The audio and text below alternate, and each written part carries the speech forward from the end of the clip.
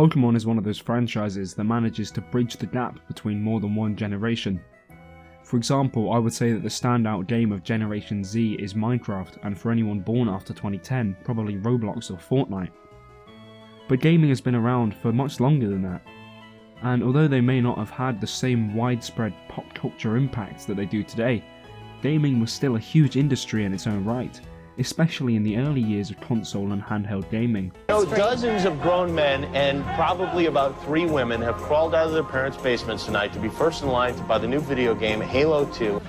However, there are very few game franchises that have escaped this era, thanks to game studios going bankrupt or arguably worse, being sold to a big name publisher and then having all new projects in development cancelled permanently.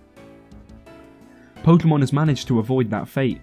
The franchise has been receiving regular installments which have been developed by Gamefreak ever since the beginning, under the watchful eye of Nintendo of course, as well as many spin-off games, TV shows, Pokemon cards and other merchandise.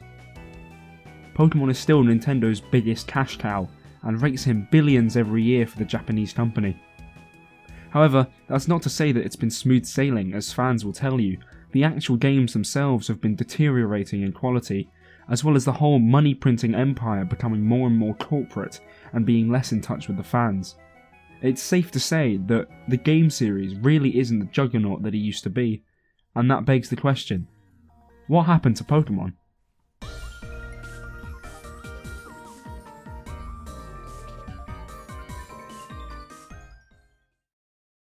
Back in '97, when Pokemon Red and Blue first came out to the public, it was heralded for being an incredible adventure that allowed players to explore childish fantasies, thanks in part to the fact that the game was based upon the director's hobby of catching bugs when he was younger.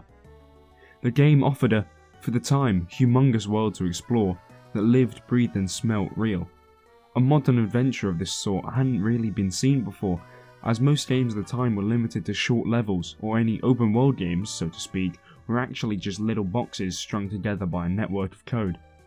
Pokemon Red and Blue offered players routes and cities to explore, and although they were also just little boxes behind the scenes, Gamefreak managed to use the tools they had on the primitive Game Boy to string together all these routes, towns and cities into a universally appealing, cutesy little world for players to explore on the bus to work, or under the table in class.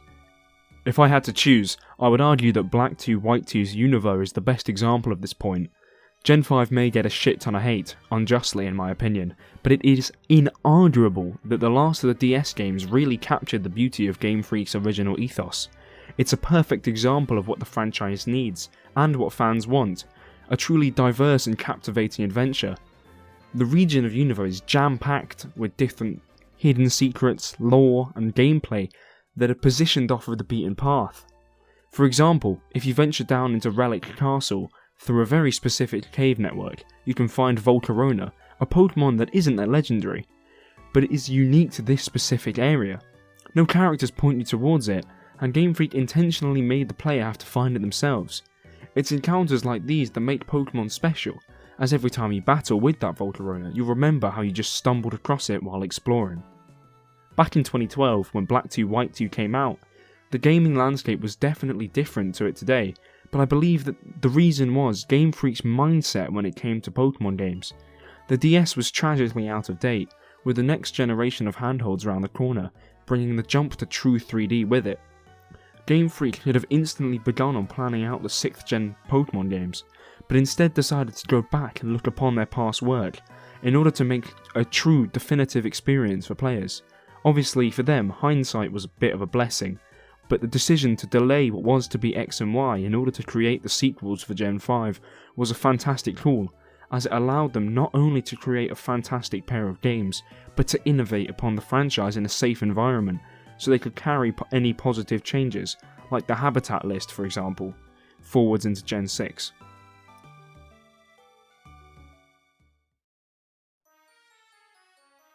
Jump forward 11 years and we've been blessed with the awfully controversial Scarlet and Violet. In my sour opinion, it feels like the last piece of magic that's still clutched to the side of this franchise has fully flushed its way down the toilet that is modern Pokemon games. Look at Breath of the Wild, a game developed on identical hardware 6 years prior, which thanks to a devotion to the Legend of Zelda franchise from the developers, managed to become one of the best games of all time. Gamefreak does not seem to have that sort of care anymore.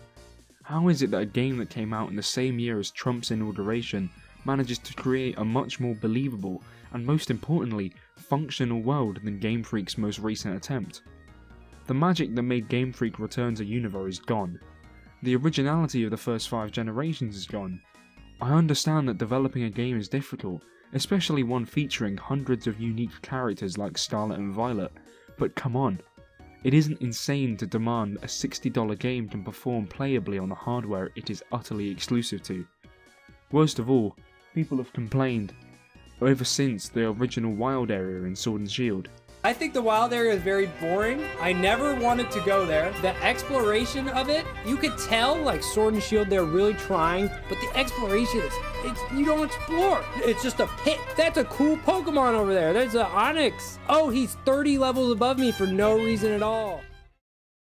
I'd like to give you another case study, with this one being the game prior to S&V, Brilliant Diamond and Shining Pearl.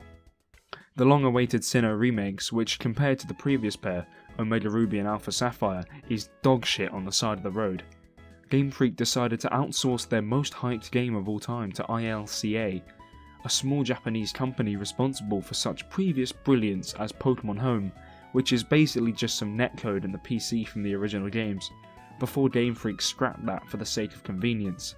BDSP is a shining example of how the Pokemon franchise went from a labour of love to a quota to be filled.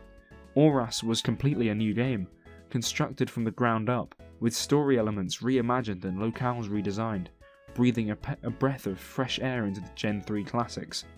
BDSP, however, might as well be Diamond and Pearl HD. Nothing new, practically just a 3D remake with a glossy toy sheen that they copied from Zelda Link's Awakening. The Pokemon Company had a chance to reimagine one of their strongest, most complex regions, but instead just subcontracted it, taking the easy way out.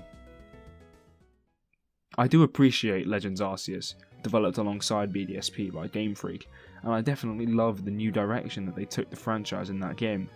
However, for all that good work to basically disappear in Scarlet and Violet, it really felt like 1 step forward and 2 steps back. The Switch games have been unimaginably controversial.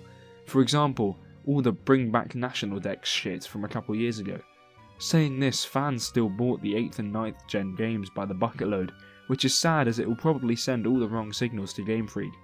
They see the numbers go up and probably just assume that fans are 100% supportive of the new game. But I digress. There is still a lot of fun to be had with them, but there is nothing wrong with wanting more from the development studio. Thank you so much for taking the time to watch this glorified rant of a video. I hope it was entertaining to listen to the obsessive complaints of a teenager, and if you were entertained, please feel free to leave a like down below, or a subscription if you feel very generous. Thanks once again, and I'll see you again in the next one.